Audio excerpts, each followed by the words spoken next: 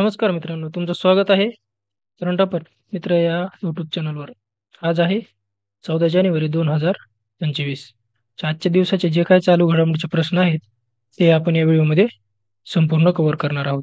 जर तुम्हाला व्हिडिओ आवडत असेल, तर नक्कीच आपल्या यूट्यूब चॅनलला सबस्क्राईब करून घ्या, जेणेकरून तुम्हाला नवीन व्हिडिओचं अपडेट मिळून जाईल.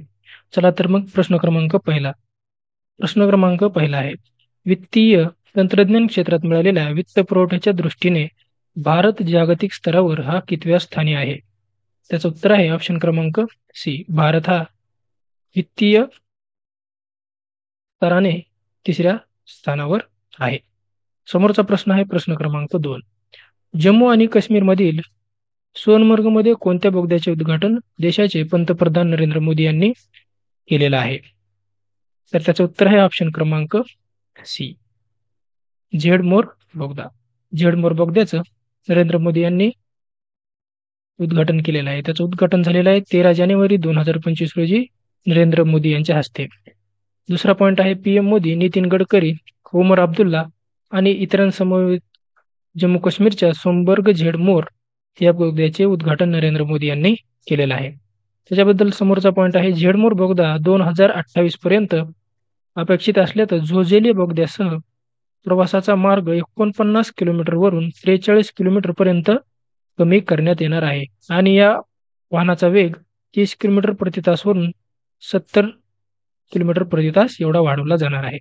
त्याच्याबद्दल समोरचा पॉईंट आहे झेडमोर हे नाव बोगद्याच्या बांधकामापूर्वी अस्तित्वात असलेल्या झेड आकाराच्या रोडवेजवरून आलेला आहे, जो 8,500 फूट उंचीवर असलेला होता आणि हिवाळ्यात हिमस्खलनाच्या संवेदनाक्षम होत होता. त्यामुळे सोनमर्गचं हे संपूर्ण बंद झालेला होता.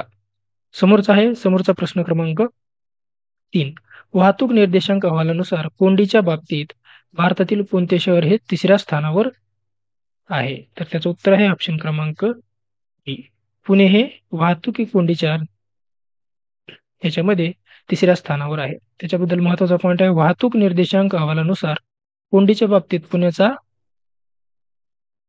जागतिक पातळीवर हा 4था क्रमांक आहे आणि देशामध्ये 3रा क्रमांक आहे. समोरचा प्रश्न आहे प्रश्न क्रमांक 4. राज्यातील बाजार समितीचा अभ्यास करण्यासाठी आणि बदल सुचवण्यासाठी कोणाच्या अध्यक्षतेखाली समिती स्थापन केलेली आहे? तर त्याचं उत्तर आहे ऑप्शन क्रमांक ए. उमाकांत दांगट. उमाकांत दांगट यांची बाजार समितीचा अभ्यास करण्यासाठी यांच्या अध्यक्षतेखाली समिती स्थापन केलेली आहे. समोरचा प्रश्न क्रमांक 5. इस्रोने कोणत्या अवकाश संशोधन केंद्रावरून अंतराळ डॉकिंग प्रयोगास सुरुवात केलेली आहे? तर त्याचं उत्तर आहे ऑप्शन क्रमांक ए. श्रीहरिकोटा येथून या प्रयोगाची सुरुवात करण्यात आलेली आहे. त्याच्याबद्दल महत्त्वाचा पॉईंट आहे भारतीय अंतराळ संशोधन संस्था म्हणजेच इस्रोने 30 डिसेंबर 2024 रोजी स्पाडेक्स मोहिमेचे म्हणजेच स्पेस डॉकिंग प्रयोग यशस्वी प्रक्षेपण करून एक मौलाचा दगड गाठलेला असून त्याच्याबद्दल समोरचा प्रश्न आहे पॉईंट आहे केंद्राने मंगळवारी डॉक्टर व्ही. नारायण यांची भारतीय अंतराळ संशोधन संस्थेचे म्हणजेच इस्रोचे नवीन अध्यक्ष म्हणून सचिव म्हणून नियुक्ती केलेली आहे. समोरचा प्रश्न क्रमांक 6. राष्ट्रीय भूगोल दिवस हा कधी साजरा केला जातो? त्याचं उत्तर आहे ऑप्शन क्रमांक सी. 14 जानेवारी म्हणजेच आजच्या दिवशी राष्ट्रीय भूगोल दिवस हा साजरा केला जातो. त्याच्याबद्दल महत्त्वाचा पॉईंट आहे राष्ट्रीय भूगोल दिन हा दरवर्षी मकर संक्रांतीच्या दिवशी म्हणजेच 14 जानेवारीला साजरा केला जातो. भारत सरकारने हा दिवस साजरा करण्यासाठी घोषणा केलेली आहे. समोरचा पॉईंट आहे भूगोल दिनाचे उद्देश म्हणजे भूगोलाबद्दल लोकांच्या मनात असलेली भीती दूर करणे आणि लोकांना भूगोलाचे महत्त्व समजावणे. समोरचा प्रश्न क्रमांक 7.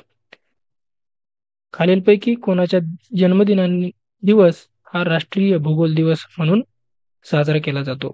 तर त्याचं उत्तर आहे ऑप्शन क्रमांक बी. डॉक्टर CD देशमुख यांचा जन्मदिवस हा राष्ट्रीय भूगोल दिवस म्हणून आपण साजरा करतो. समोरचा प्रश्न क्रमांक 8. 2024च्या आकडेवारीनुसार भारतातील सर्वाधिक गर्दीचे शहर कोणते आहे? त्याचं उत्तर आहे ऑप्शन क्रमांक ए.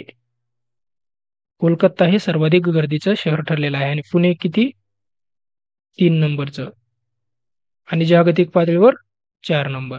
त्याच्याबद्दल समोरचा पॉइंट आहे डच कंपनी टॉमटॉमच्या ट्रॅफिक इंडेक्सनुसार कोलकाता हे 2024 मध्ये भारतातील सर्वाधिक गर्दीचं शहर ठरलेलं होतं. कोलकाताने बेंगळुरूला मागे टाकून कामगिरी केलेली आहे. म्हणजे याच्या अगोदर कोलकाता हे शहर ह्या वर्षी 1 नंबरला असून अगोदर कोणतं होतं? बेंगळूर. समोरचा प्रश्न क्रमांक 9.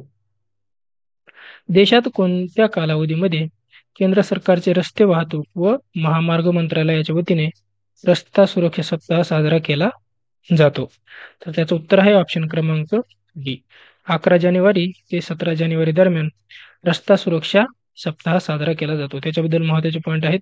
केंद्र सरकारच्या रस्ते वाहतूक आणि महामार्ग मंत्रालयाकडून रस्ता सुरक्षा सप्ताह हा दरवर्षी साजरा केला जातो. हा सप्ताह जानेवारीच्या 3ऱ्या आठवड्यामध्ये साजरा केला जात असतो. समोरचा पॉईंट आहे 2024 मध्ये रस्ता सुरक्षा सप्ताह 11 ते 17 जानेवारी दरम्यान साजरा करण्यात आलेला होता आणि ह्याची थीम होती सडक सुरक्षा जीवनची रक्षा. समोरचा आहे पॉईंट 2025 मध्ये रस्ता सुरक्षा सप्ताहाची थीम रोड सेफ्टी हिरोवा. या थीममध्ये सर्व रस्ते वापरकर्त्यांसाठी सुरक्षित वातावरण निर्माण करण्यासाठी सामूहिक कृतीचा जोर देण्यात आलेला होता. समोरचा प्रश्न क्रमांक 10. सोराया उपग्रह कोणत्या देशाने प्रक्षेपित केलेला आहे? कोणता? सोराया उपग्रह. त्याचं उत्तर आहे ऑप्शन क्रमांक सी. UAE ने या उपग्रहाचं प्रक्षेपण केलेलं आहे. त्याच्याबद्दल मग पॉईंट घ्या. इराणच्या UAE नसून हे इराणने केलेलं आहे. इराण या देशाने सोराया या उपग्रहाचं प्रक्षेपण केलेलं आहे. त्याच्याबद्दल महत्त्वाचा पॉईंट आहे. इराणच्या रिव्होल्युशनरी गार्ड्सने सोराया उपग्रहाला 100 वाहक वापरून 750 किलोमीटरच्या विक्रमी उच्च कक्षेत प्रक्षेपित करून एक मौलाचा दगड गाठलेला असून सुमारे 50 किलो वजनाचा हा उपग्रह 500 किलोमीटरपेक्षा जास्त कक्षेत इराणच्या पहिल्या स्थानावर चिन्हांकित झालेला आहे. समोरचा प्रश्न क्रमांक 11. कोणत्या देशाच्या संस्थेने वादग्रस्त ऑनलाईन सुरक्षा विधेयक मंजूर केलेलं आहे? तर त्याचं उत्तर आहे ऑप्शन क्रमांक सी. श्रीलंका या देशाने वादग्रस्त ऑनलाईन सुरक्षा विधेयक मंजूर केलेलं आहे. त्याच्याबद्दल महत्त्वाचा पॉईंट आहे. ऑनलाईन सुरक्षा विधेयकाचे उद्दिष्ट मुलांना गैरवापर, डेटा चोरी आणि ऑनलाईन फसवणूक यांसारख्या सायबर गुन्ह्यांचे निराकरण करण्यासाठी केलेलं आहे. त्याच्यामध्ये विरोधी राजकारणी आणि मानवाधिकार गटांनी भाषण स्वातंत्र्यावर निर्बंध घालण्याच्या विधेयकाचा निषेध केलेला आहे. समोरचा प्रश्न क्रमांक 12. नुकत्याच प्रकाशित झालेल्या एक समंदर तेरे अंदर या पुस्तकाचे लेखक कोण आहेत? त्याचं उत्तर आहे ऑप्शन क्रमांक ए. संजीव जोशी हे या पुस्तकाचे लेखक आहेत. पुस्तकाचं नाव काय? एक समंदर मेरे अंदर. त्याच्याबद्दल महत्त्वाचा पॉईंट आहे. राष्ट्रीय सुरक्षा सल्लागार अजित डोवाल आणि chief of defence staff general Anil Chauhan यांनी ब्रह्मोस क्षेपणास्त्राचे एरोस्पेसचे डेप्युटी CEO संजीव जोशी यांनी लिहिलेल्या एक समंदर मेरे अंदर या पुस्तकाचे परिचय करून दिलेला आहे. त्याच्यामध्ये 75 कवितांचा समावेश असून या पुस्तकाचे अनावरण इंडिया इंटरनॅशनल सेंटर येथे करण्यात आलेला आहे. समोरचा प्रश्न क्रमांक 13. 67वी अखिल भारतीय पोलीस कर्तव्य बैठक ही कुठे आयोजित केलेली होती? त्याचं उत्तर आहे ऑप्शन क्रमांक ए. लखनौमध्ये 67वी पोलीस कर्तव्य बैठक आयोजित करण्यात आलेली होती. समोरचा प्रश्न क्रमांक 14.